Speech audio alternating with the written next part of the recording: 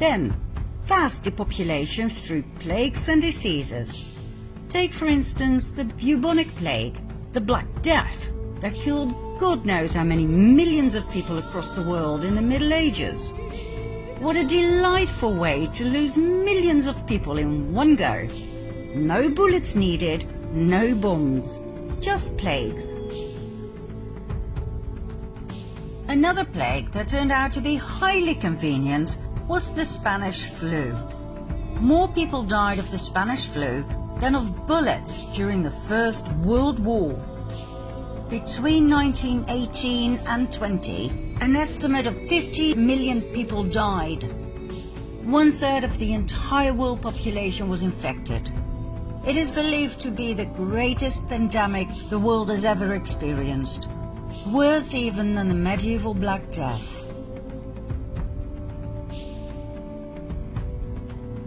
There are several very interesting things about the Spanish flu. First of all, it didn't start in Spain. Secondly, it wasn't a flu. There's more, but let's start with these two, shall we? If it didn't start in Spain, then where did it? In the US. If it wasn't a flu virus, what was it? It was a bacteria that caused severe and in most cases lethal pneumonia. According to a 2008 National Institute of Health paper, bacterial pneumonia was the killer in a minimum of 92.7% of the autopsies reviewed. So why do we call it the Spanish flu? As a decoy, a smokescreen to hide the truth. Why? Because the truth is so hideous. Most people prefer to hear a convenient lie. The first cases of bacterial pneumonia in 1918 traced back to a military base in Fort Riley, Kansas. Long story short, during the first half of 1918, an experimental bacterial meningitis vaccine cultured in horses by the Rockefeller Institute for Medical Research in New York, now the Rockefeller University, was injected into soldiers at Fort Riley. The so-called Spanish flu was a vaccine experiment gone horribly wrong. Well, that's what we, the people, would say. The cabal would refer to it differently. They would call it an experiment with the best outcome ever. Millions of American soldiers were vaccinated with this experimental serum. 2 million of them went overseas. They fought under poor sanitary conditions, so the bacteria spread like wildfire wherever they went. The story was then spread that these soldiers would come home with all sorts of European diseases, so the American population was vaccinated as well. On top of everything else, the vaccines were distributed all over Europe. Only the vaccinated died. Healthy men and women in the prime of their lives died, not the elderly, as would have been the case if it were a flu virus. Who was in charge of that distribution and mass vaccination program? The Rockefeller Institute. Who was the main scientist in charge? Dr. Frederick Gates. According to Gates, they injected random dosages of an experimental bacterial meningitis vaccine into soldiers. Those who survived became cloud adults, meaning they spread the bacteria to others, even the non-vaccinated. In modern COVID days, we would call it shedding. The vaccinated infecting the non-vaccinated. What an amazing coincidence, right? Frederick Gates then, Bill Gates now. Rockefeller Initiative then, Rockefeller Initiative now. Disease developed in Fort Riley, US then. Disease developed in Wuhan, China now. Close down societies then, close down societies now. Cloud adults then, shedding now. All for our own good, our own safety, back then and now.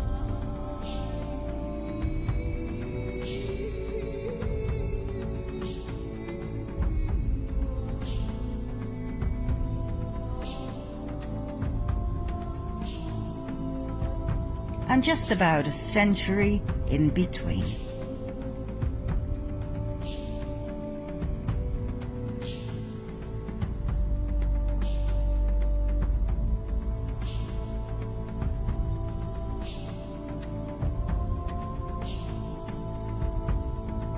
So, back to depopulation through plagues and diseases.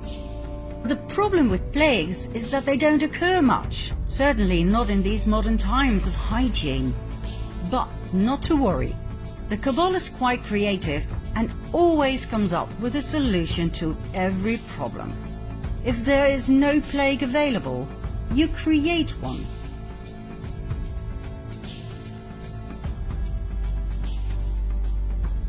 An epidemic, either naturally caused or intentionally caused, is the most likely thing to cause, say, 10 million excess deaths, either naturally caused or intentionally caused. Back in 1943, Fort Detrick in Maryland, US, was set up as a center of the US biological weapons program.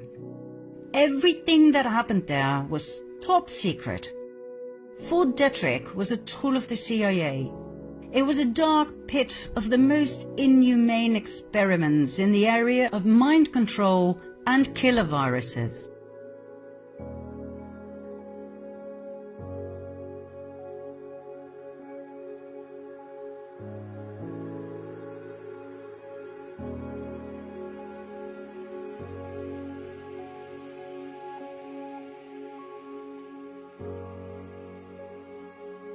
If you truly want to know how evil it really was, we urge you to look into Michael Aquino, the head of MKUltra at Fort Detrick, who later founded the satanic cult of the Temple of Set.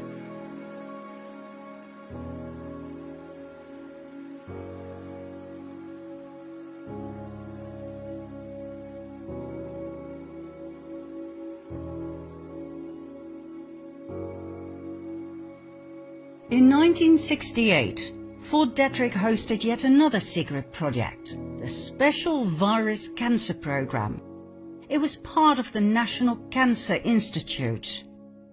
The scientists wanted to learn how to use viruses to make cancer and to force normal cells to become cancerous by subjecting them to viruses.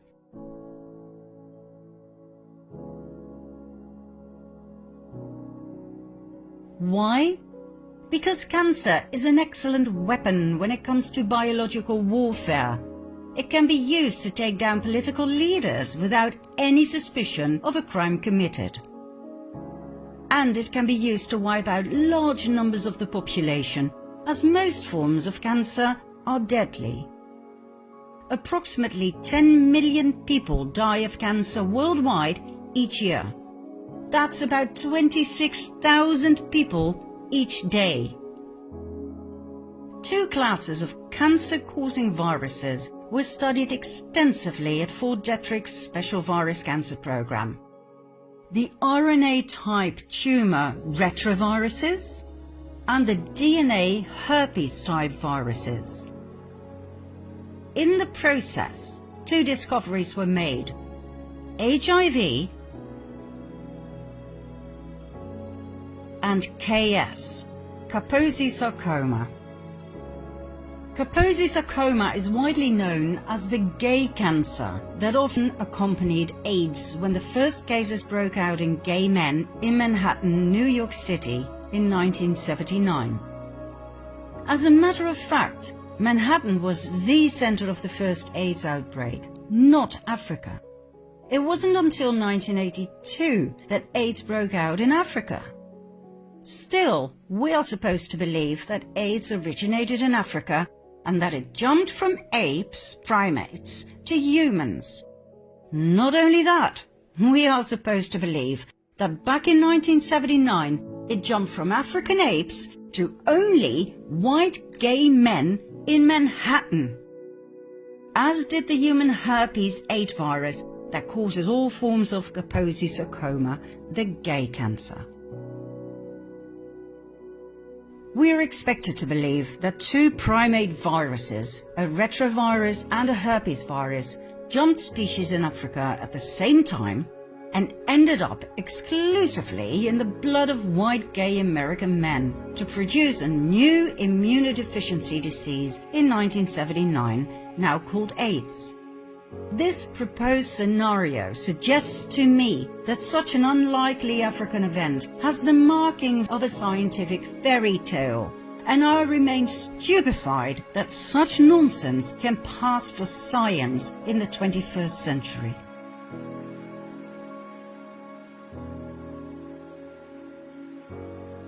So, what else happened in Manhattan in 1979?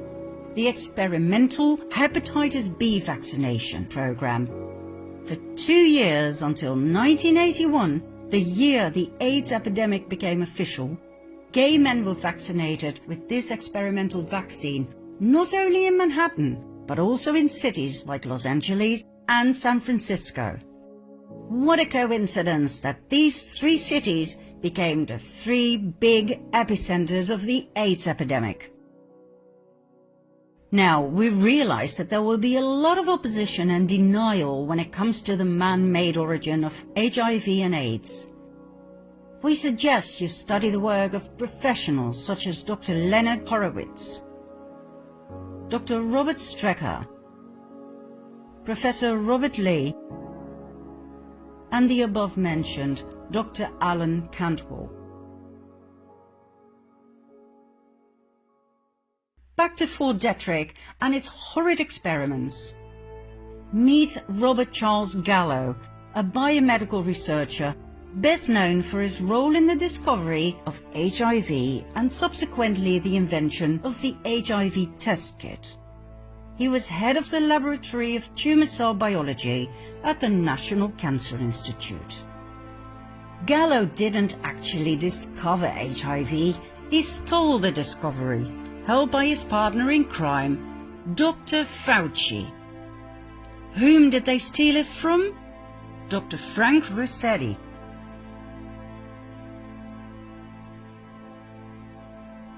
And Dr. Judy Mikovits.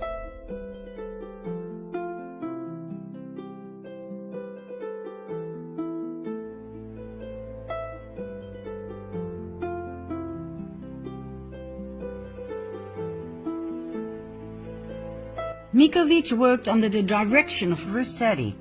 She was the one who isolated HIV from blood and saliva, and by doing so, she confirmed the earlier discovery by the French doctor Luc Montagnier, who had isolated and described HIV as a possible cause of AIDS.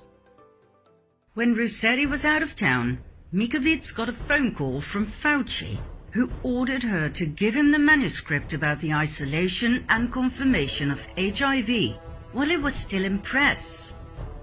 Mikovits refused, as it was unethical to do so. The paper was still confidential. Fauci then threatened to fire her for insubordination. Mikovits still refused.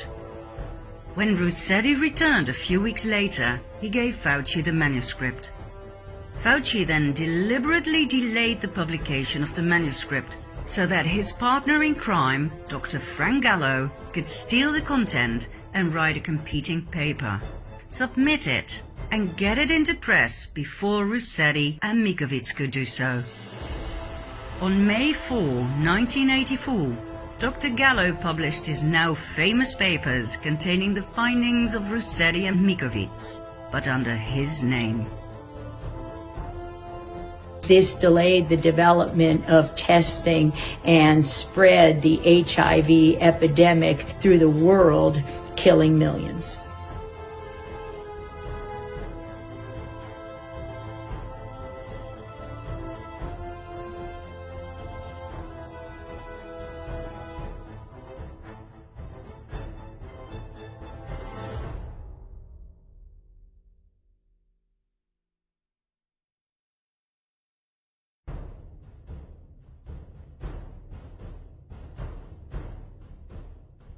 Was Fauci held accountable for his responsibility for the millions of lives his greed had cost?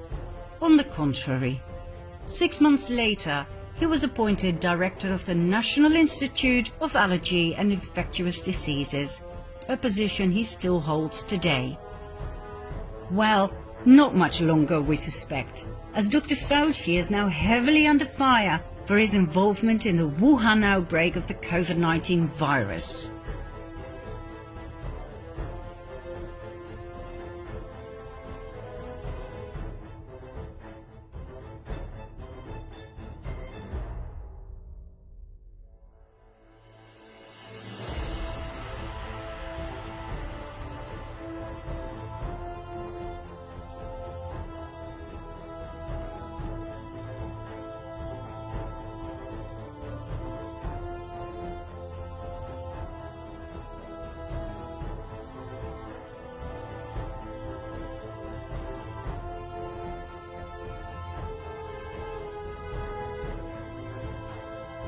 With all the evidence now on the table, we find it hard to believe that Fauci will be on the right side of the prison bars for much longer.